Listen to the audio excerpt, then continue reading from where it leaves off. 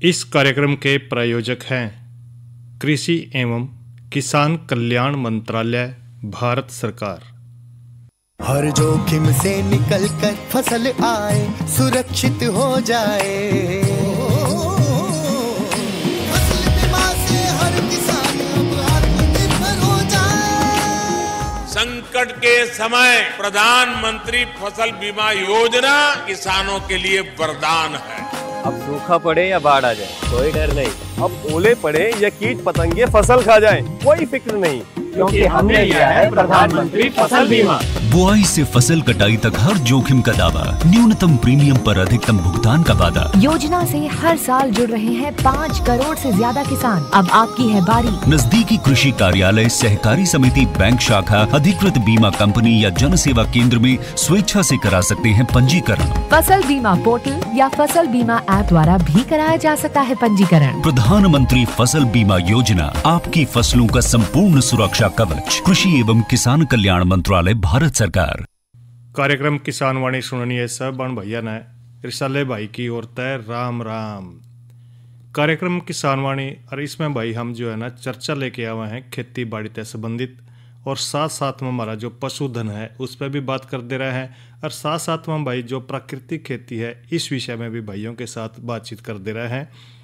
पर भाई जिस तरह कि आप जाना है कि ठंड का मौसम है, और इस मौसम में जो है ना हमारी जो फसल है वो है गेहूं की फसल। और अब देखा होगा पीछे से 2-4 दिन पहला के बारिश आई थी, और बारिश भाई कई बार देखा है कि फ़ायदेमंद भी रही कड़ी, तो और भाई कई बार जो है नुकसान का भी संदेश थोड़ा प्राप्त हो रहा है, क्योंकि भाई जिन भाइयों ने पानी पहले लगा रखा था और ऊपर त्यागी बारिश और खेत में हो गया पानी खड़ा, तो भाई देखो गेहूं थोड़ी बहुत ही पीली होने की संभावना बनी रहा है। और एक बात हो रहा है, क्योंकि भाई जो बादल है वो थोड़े से बनी रहे हैं, और अगर धूप निकल जाए तो भाई थोड़ा सा जो है ना फसलें भी साथ सा जाता और पीलापन जो है ना खत्म हो जाता। पर भाई जिस तरह की जो ठंड हो रही है और इस मौसम में जो गेहूं की फसल है यानी कि जो रब्बी की फसलें हैं भाई, इनकी देखभाल करना भी बड़ा ज़रूरी रहा है। और भाई इस बात को लेकर हमने एक बातचीत करी है डॉक्टर महासिंह से, तो पहला सुना है यह बातचीत, और भाई जानकारी भैया के लिए साझा करेंगे बाद में। आज हमारे साथ हैं डॉक्टर महासिंह, वरिष्ठ वैज्ञानिक कीट विज्ञान क्षेत्रीय अनुसंधान केंद्र करनाल से। आज हम उनसे जानना चाहेंगे कि जो सर्दी के मौसम में जो गेहूं की फसल है उसका किस प्रकार से किसान भाई ध्यान रखेंगे। जैसे कि अभी बारिश भी हुई है, इस विषय में भी हम डॉक्टर साहब से जानकारी लेंगे। डॉक्टर साहब, सबसे पहले आप हमें ये बताएं कि जैसे कि अभी बारिश का मौसम भी है, कई बार देखते हैं कि खेतों में जो है ना पानी अधिक हो जाता है, इस विषय में जानकारी दें कि किसान भाइयों को कितना बारिश से लाभ होगा और कितना इनको नुकसान होने की संभावना है। नमस्कार जी, मैं किसान भाइयों को बताना चाहूँगा कि ये जो बारिश हुई है दूसरी फसलों के लिए भी और स्पेशल गेहूं की फसल के लिए बहुत फ़ायदेमंद है। इस बारिश से ज़्यादातर किसानों को गेहूं की फसल में फ़ायदा होया है, क्योंकि कुछ फसलें ऐसी थी जिसमें पानी देना था, और उनके लिए जो बारिश हुई है बारिश का फ़ायदा रहेगा। हालांकि कुछ खेत ऐसे भी थे जिसमें किसानों ने पानी दे रखा था, और नीची ज़मीन पे थे जिसमें पानी, बारिश का पानी कुछ टाइम के लिए खड़ा हुआ है।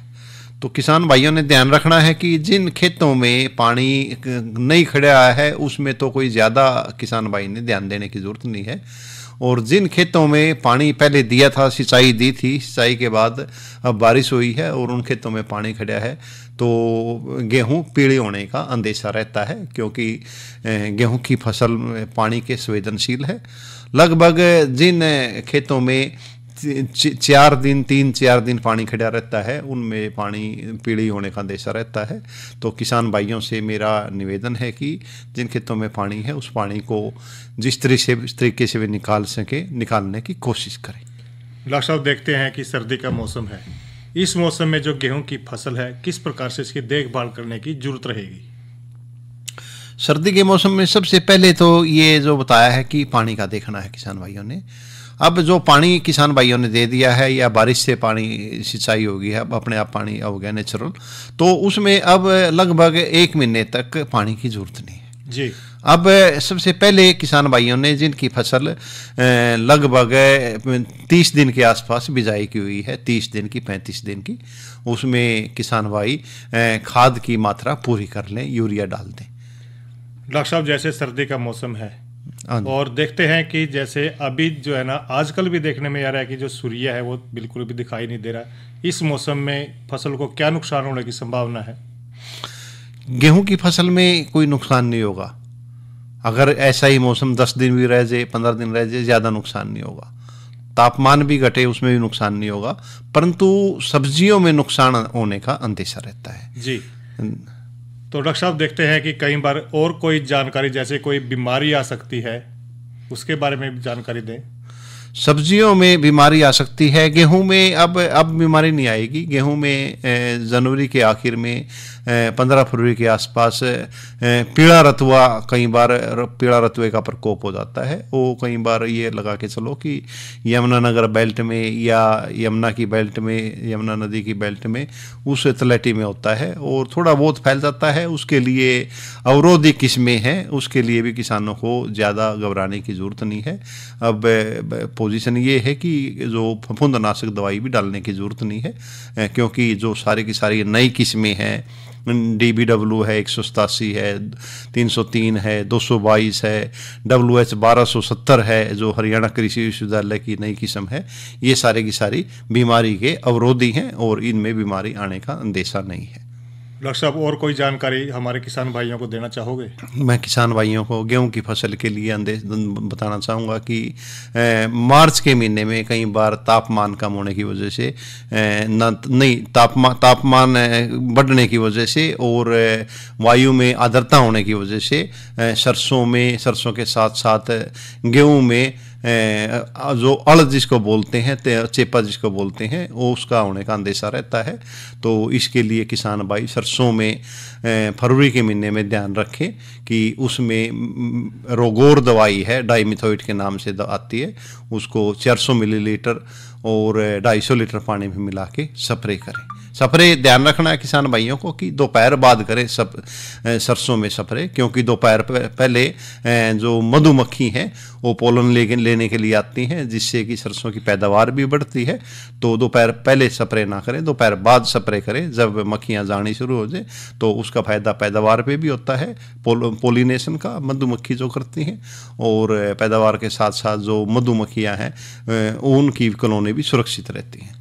तो डॉक्टर साहब, आपने बहुत अच्छी जानकारी हमारे किसान भाइयों को दी। जानकारी देने के लिए आपका बहुत बहुत धन्यवाद। धन्यवाद। किसान भाइयों ने बातचीत सुनी कि जो गेहूं की फसल है भाई, इस मौसम में किस तरह उसकी देखभाल करेंगे। और अब जो है ना भाई, चर्चा कर लें कि जो रबी फसल है उसमें जो है ना जो सूक्ष्म तत्व हैं उनका कितना बड़ा योगदान रहा है फसल में। क्योंकि भाई कई तरह के जो पौधे हैं उनकी अच्छी बढ़वार के लिए तो जो है ना कुछ जो पोषक तत्व हैं जो जमीन तय पौधे ना मिलते भी रहे हैं या जिनकी कमी हो जाए भाई, किसान भाई छिड़काव करके वो जो है ना उनको दूर कर सके हैं। पर भाई ऐसे भी सूक्ष्म तत्व हैं जिनके कई ग्राम भाई जो दुर्लभ तत्व हैं, जिस तरह के लोहा है, तांबा, जस्ता, मैग्नीज, बोरोन, इस डाल के जो तत्व हैं वो पौधे के लिए बड़े जरूरी रहे हैं।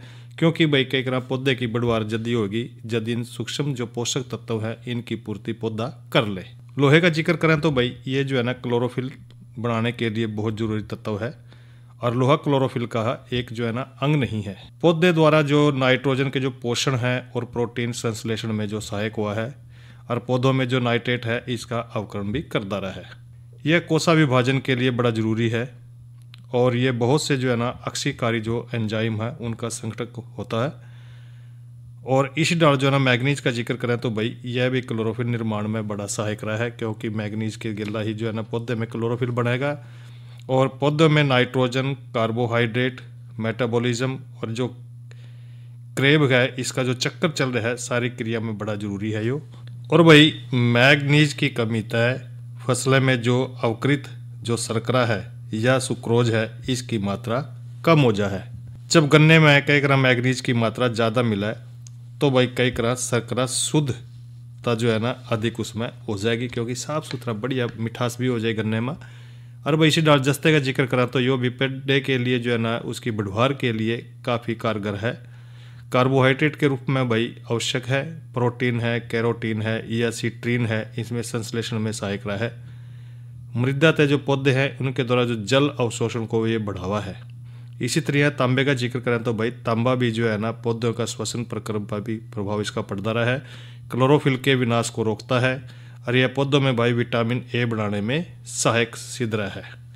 तो इस डाल जो है ना जो छोटे छोटे जो सूक्ष्म तत्व है उनकी पौधे की बढ़वार के लिए बड़े जरूरी है। ये तो हमने जिक्र करें कि जो पोषक तत्व है उनका कितना महत्व है जो खेती है भाई उसमें, जो फसलें हैं उसमें।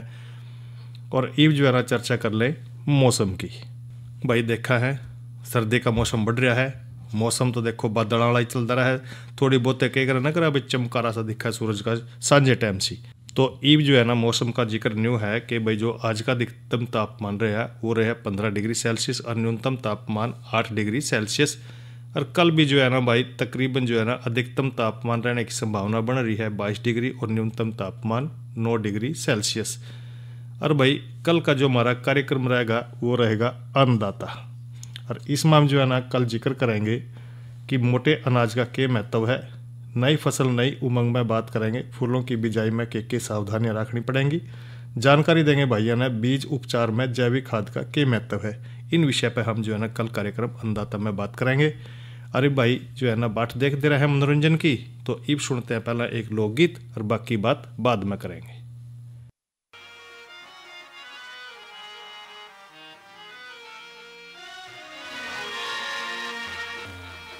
मेरे सत्यवान कुछ आत्मा का ज्ञान करिए,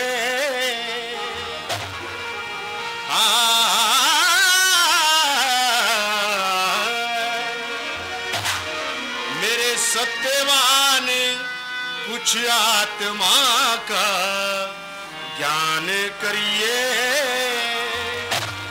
तेरे जैसे गुजर चाल जाए सा काम करिए हो,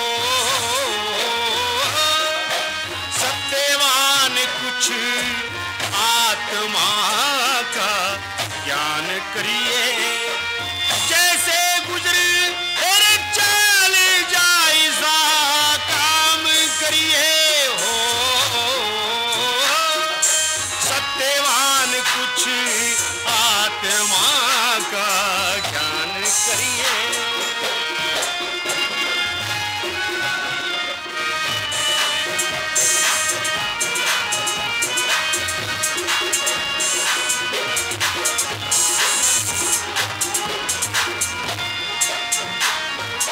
छोड़ रहे नीच बुद्धि मतलब गांठ छोड़ दिया, आइए शीशा में सारा रंग ठाट छोड़ दिया, बनवासी भिखारी बने राजपाट छोड़ दिया, बनवासी भिखारी बने राजपाट छोड़ दिया, भूख लगे तो टूक मांग गुजरान करिए, रे रे रे रे रे रे रे, भूख लगे टूक मांग गुजरान करिए, जैसे गुजर तेरे चाल जाए सा काम करिए हो,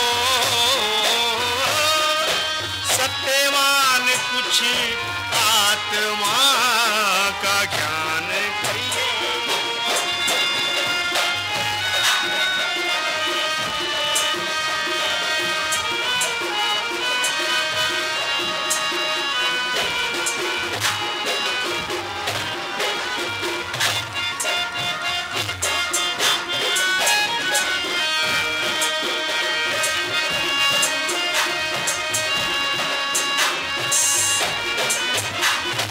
आदम देने रे आदम देने जलना पड़े मोहमाया की आग में, मुक्ति का मिले से मार्ग तृष्णा के त्याग में, भोगना पड़े से दुख सुख जितना लिखा भाग में, भोगना पड़े से दुख सुख जितना लिखा भाग में, कर संतोष आत्मा का कल्याण करिए, रे रे रे रे रे रे, कर संतोष आत्मा का कल्याण करिए, जैसे गुजरे तेरे चाल जाए सा काम करिए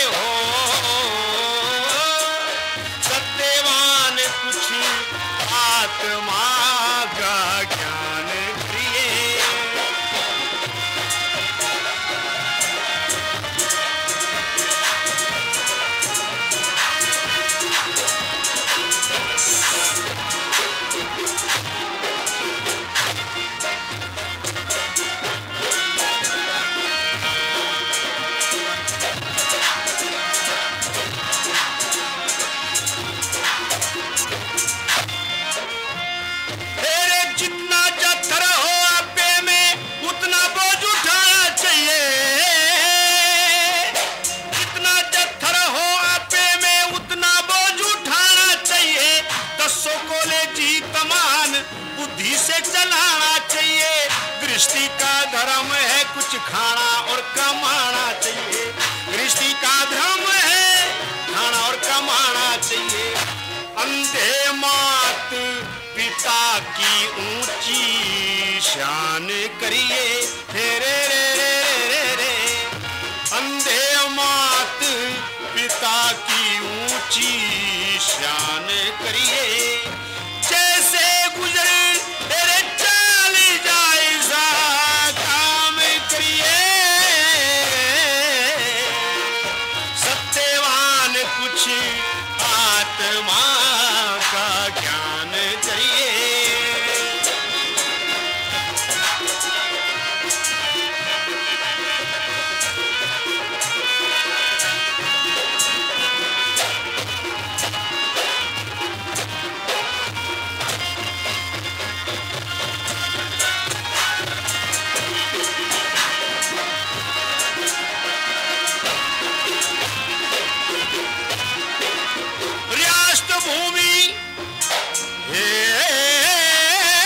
राष्ट्रभूमि जीने एक चरखी मेरा गांव से। रत्नगर में मंगल चंद गुरु का सच्चा धाम से। बाठरूफू बेदीपुर तान में मुकाम से। बाठरूफू बेदीपुर तान में मुकाम से। चंद्र मांगे पे दया श्री भगवान करिए। हे रे रे रे रे रे। चंद्र मांगे पे दया श्री भगवान करिए।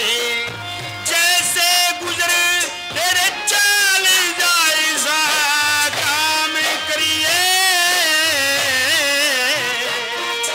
सत्यवान कुछ आत्मा का ज्ञान करिए। जैसे गुजरे चाल जायजा काम करिए। हे रे रे रे रे रे रे। सत्यवान कुछ आत्मा का ज्ञान करिए। और भाई है ना, ये तो सुना भाई लोकगीत। और अब जो है ना भाई, बात करेंगे आज की नसीहत में कि जो छिड़काव यंत्र हैं इसके प्रयोग में क्या सावधानियां रखनी पड़ेंगी हमने। और भाई इनका फिर जो है ना प्रयोग कर लें, फिर भी यहाँ किस तरह संभाल कर रखने पड़ेंगे, इस बात को लेकर हमने बात करने हैं आज। सारे किसान भाई जाना है कि जब भी कोई फसल हम बोआ है उसमें जो है ना कई बार खरपतवार जो है ना ज़्यादा पैदा हो जाए। तो इन खरपतवारों को भाई देखो, पहला तो नहीं एक रहा थे कि जो मजदूर थे उनके गेला जो है ना लक्का और हाथ गेला उन खरपतवारों ने काटे कर थे। पर भाई आजकल जो कई तरह समय के साथ साथ जो है ना बदलाव आ गया, मशीनें भी आ गई और बड़े बड़े यंत्र भी आ गए भाई, छिड़काव वाले भी आ गए। जिस तरह कि आप देखने में भी आए हैं कि टंकियाँ लेकर दवाई की जुट जाए भाई, खेत में स्प्रे करना कि ये मंडूसी की दवाई है, ये डिल्ले की दवाई है, ये इसकी दवाई है। और भाई जो है ना पूरा जोटा मारेंगे और खेत में एक भी तुणका जो है ना दूसरा होने नहीं देंगे। गेहूँ है तो भाई गेहूँ रह जाएगी, बाकी सारे जो खरपतवार हैं वो खत्म हो जाए। तो इस करके भाई कई प्रकार जो ये यंत्र हैं इनका एक तो देखो जब बरतेंगे तो सावधानी तो हमें रखनी पड़ेगी। अगर भाई सावधानी नहीं रखेंगे तो भाई बात न्यू बनेगी। तो ये कई बार अगले साल भी हमने काम में लेने पड़ा है और जिनका प्रयोग बड़ा जरूरी रहा है।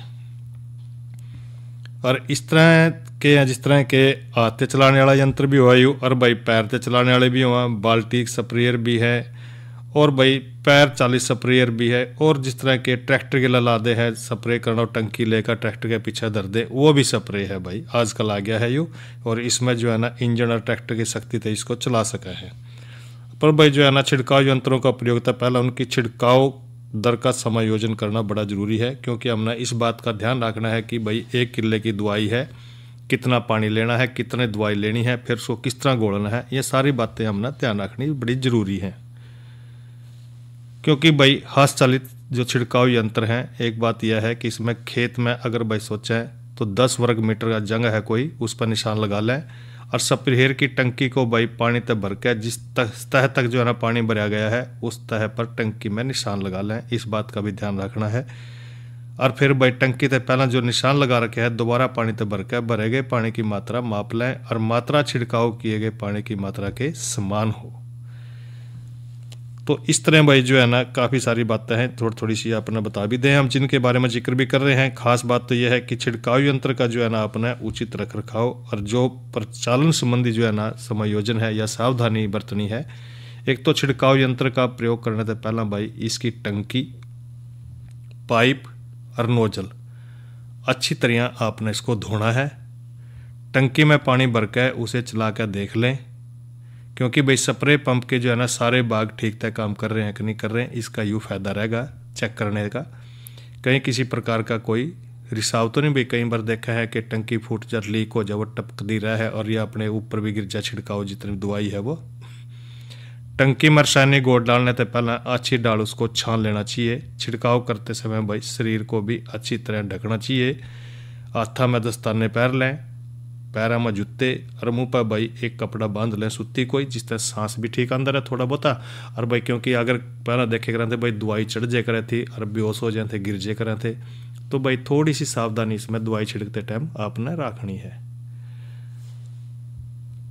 और छिड़काव करते समय भाई कई बार सोचा है कई कराना जो मजदूर भाई छिड़काव कर रहा है या दूसरे जो भी कर रहा है किसान भाई हैं, वो नहीं सोचा है भाई थोड़ा आराम करने भाई कोई बीड़ी बाड़ी पी लें, योग का पी लें भाई, तो इससे थोड़ा बचाव रखना पड़ेगा अपना, क्योंकि सांस के गिल्ला या दवाई अंदर भी जा सका है। इससे जो है ना, और एक बात और ध्यान रखें, सोचा भाई भूख लगी गली रोटी खा लें ना, ऐसा मत करें भाई, क्योंकि इसका जो है ना दवाई छिड़कने से पहले ही खा लें या भाई सारा काम निबेड़ने के बाद ही आप जो है ना खाना है, चाय पीनी है, बीड़ी वगैरह पीनी है, कोई ओक्का पीना है तो बाद में ही करें, पहले और बीच में तो बिल्कुल ना करें जब भी दवाई छिड़क रहे हो। हवा बहने की दिशा में ही छिड़काव करना चाहिए, क्योंकि भाई छिड़काव करने वाला कोई अन्य व्यक्ति या बच्चा और या पशु ओढ़ा आसपास भी ना होना चाहिए, क्योंकि कई बार जिक्र भी करे है कि कई बार जो है ना दवाई भाई चढ़ जा है, क्योंकि इसकी जो बदबू है काफ़ी दूर तक वो फैल जा है। और दवा को भाई खुले स्थान पर बिल्कुल जो है ना आपने मिलाना है, क्योंकि खुले स्थान का ये है भाई फायदा थोड़ी बहुत ही उड़े तो वो दाएं बाएं उड़ जाए, पर जो है ना बच्चों से दूर रखें इस बात का जरूर ध्यान रखें। और भाई शक्तिशाली छिड़काव यंत्र को खाली नहीं चलाना चाहिए। इन छिड़काव यंत्रों को चलाने के लिए भाई ट्रैक्टर है या इंजन में एक तो सही पूरा इंजन भर लें, और इंजन के जो क्रैंक हैं केस में जो है ना तेल की जो है ना प्रतिदिन जो है ना आपने जांच करनी है, क्योंकि कई बार देखा है जो कार्बोरेटर है या भाई फ्यूल पंप है उसको भाई कई ना समय समय पर उसको साफ कर दे रहना चाहिए, उसमें कई बार गंदगी फंस जा है। और छिड़काव करते समय भाई पंप को जो है ना सिफारिश किए गए दबाव पर ही चलाना चाहिए, क्योंकि भाई कितना अपना दबाव बना के रखना है, कितना ध्यान रखना है इस बात का भी। और कई बार देखा है कि भाई जो हमारी टंकी है, जो पंप है, उसकी मरम्मत करने की जरूरत है तो भाई कर लें, और भाई इस बात का जरूर ध्यान रखें उसके रख रखाव के बारे में भी। भाई जब छिड़काव का काम समाप्त हो जाए और भाई स्प्रेयर में पानी डाल के जब तक चलाओ जब तक कि टंकी में पानी खत्म ना हो जाए, क्योंकि जो भी है वो धोया जाएगा अच्छी प्रकार से, वो सारे के सारा साफ हो जाएगा, ये जरूर ध्यान रखें। इसके बाद छिड़काव यंत्र के जो निकासी पाइप है, नोजल है या छलनी है या दूसरे भाग हैं, उनको अलग करके अच्छी प्रकार से धोकर दोबारा अपने स्थान पर उसको लगा दें। कई बार देखा है कि जो नोजल है कई बार जो है ना वो थोड़े से सुराख अगर चौड़े भी हो गए तो भाई या तो बदल लें या उसको ठीक कर लें, इस बात का भी ध्यान रखें। और भाई रसायन है उनका अधिक प्रयोगता जो नोजल की टिप का अगर जिक्र करें तो बढ़ जाए, तो भाई कई बार देखा है जो सुराख बड़े हो जाना तो बूंद बूंद करके उनका आकार बड़ा होता जाएगा और छिड़काव की जो दर है वो बढ़ जाएगी, क्योंकि एक तो कहीं ना ब्रेक फुहारा लगा है दवाई का खेत में, और एक भाई फिर जो है वो मोटा मोटा करेगा तो दवाई भी ज़्यादा लगेगी और भाई जल्दी टंकी ख़त्म होगी। फिर सोचा है कि भाई इस किले की दवाई तो इतनी थी लगी इतनी, तो इस बात का ध्यान रखें कि जो फुहारा है वो बिल्कुल आपका सही होना चाहिए, ताकि जो दवाई छिड़क रहे हैं आप वो सही तरीके से खेत में स्प्रे हो उसका। समय समय पर भाई नोजल का छिड़काव निकास इसकी जांच कर दे रहे हैं। पंप के वाशर में जो है ना समय समय पर तेल देते रहें भाई, जिसकी वाशर सूख कर चटक न जाए, इस बात का ध्यान रखें। वार्सल कहते हैं जिसना हमेशा साफ और छना या रसायन ही आपने प्रयोग में लाना है। और भाई जब छिड़काव यंत्र प्रयोग में नहीं लाना हो तो कई करम भाई उसने जो है ना रसायन डाल कर उसको बिल्कुल ना रखा, सोचा भी टंकी में बच गए नदर रहने दे। ऐसा मत करें, उसको खाली करके साफ करके धो के सुखा के और भाई जब आगे काम में लाना है उसका भाई आप सही तरीके से उसको काम में ला सको। तो भाई ये बातें आपने ध्यान रखनी है ताकि जो है ना आपके जो पंप हैं टंकी हैं वो ठीक तरह से अगले साल भी या अगले सीजन में भी वो काम आ सके। और भाई जानकारी एक और प्राकृतिक खेती में, प्राकृतिक विधि तय नर्सरी कैसे तैयार करनी है, इस बात का भी हम जिक्र करते रहे क्योंकि भाई प्राकृतिक विधि तो देखो है ही प्राकृतिक विधि। ऊंचे ढालू स्थान पर चुने नर्सरी को और भाई 5 ग्राम उपचारित बीज के लिए 10 फीट लंबा 3 फुट चौड़ा और 1 बित्ता ऊंचा अपने बेड बना लें और बेड में गोबर की खाद एक बार अच्छी तरह जमीन में मिला दें। इसके बाद भाई नर्सरी बेड में 5 लीटर जीवामृत लेना है या 5 किलोग्राम जो है ना अपने घन जीवामृत मिला दें। दूसरे दिन शाम को बीजों को कतार में इसकी बुआई कर दें। बीज की बुआई कतार में 1 उंगल गहराई में करें। कतार तक कतार की दूरी 2 उंगल। और भाई सड़े गोबर की सूखी खाद तय बीज को ढक दें। हल्के फुहारे तय नर्सरी की सिंचाई करनी है। तेज धूप और बारिश से बचने के लिए भाई नर्सरी को पुआल के जो छप्पर हैं उससे ढक दें, यो बात जरूरी है। 100 मिलीलीटर छाना हुआ जो जीवामृत है प्रति लीटर पानी में मिलाकर 10 दिन में इसके ऊपर छिड़काव करें। टमाटर का पौधा है तो 15 से 21 दिन में, मिर्च का है या बैंगन का भाई 25 से 30 दिन के अंदर, और भाई गोभी का है तो 15 से 20 दिन में रोपाई खेत में जरूर कर दें। तो ये तो हमने जिक्र करा कि जो नर्सरी की तैयारी किस तरह करेंगे प्राकृतिक विधि तय। और भाई किसान कॉल सेंटर का नंबर है हमारा 1551। इस कॉल सेंटर के नंबर पर खेती से संबंधित जो भी जानकारी लेना चाहें वो आप ले सकते हैं। और भाई इस कार्यक्रम के प्रायोजक थे कृषि एवं किसान कल्याण मंत्रालय भारत सरकार। और इसी के गले एक कार्यक्रम जो है भाई किसानवाणी संपन्न हो रहा है। साले भाई ना दो इजाजत। अच्छा भाइयों, राम राम। अरे अरे अरे क्या कर रहा है? इधर इधर इधर हम बोल रहे हैं तेरे बीजू का। उतला बोल रहा है? पक्षियों से तो हम खेत को बचा लेते हैं पर इन घातक रसायनों से कैसे बचाएं? मतलब? देख बेटा, तू जो ये अंधाधुंध रसायन मिलाता है ना, मिट्टी की सेहत बिगड़ने लगी है और जब माटी ही कमजोर पड़ जाएगी तो उपज कैसे सेहतमंद होगी? अरे पहले ऐसा नहीं था। पूछना अपने बड़े बुजुर्गों से कैसे फसल लहलहाती थी, शुद्धता झलकती थी। हाँ, माटी भी तंदुरुस्त और लोग भी। अरे अब पहली वाली बात कहाँ?